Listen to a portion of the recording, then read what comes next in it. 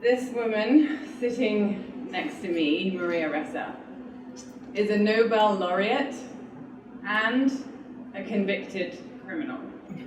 She has been convicted of a crime and she is out on bail.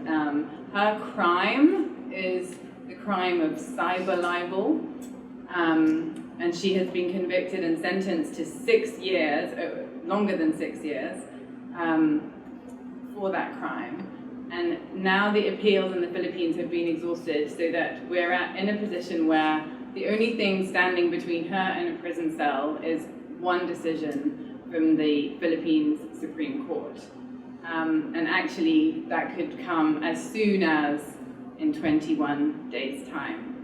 When I took over as head of ABS-CBN News, I had cases that lasted over a decade, right? Even after I left ABS. So this is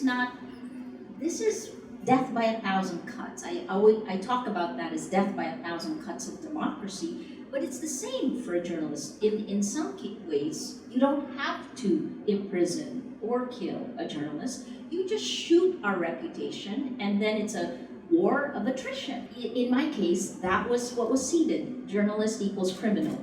And then it becomes a fact, right? Because you seed the lie. Seed the lie. But then it becomes a fact because you then are arrested. Convicted. Arrested, and then convicted. convicted. Yes. The reason I keep going and Rappler keeps going is because all of this is meant to intimidate us. And so I just forget about it, and I'll just say, Amal, please take care of it. Because that's the only thing we can do.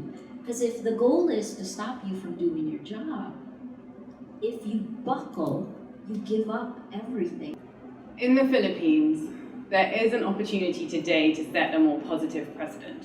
It has a new president, President Marcos.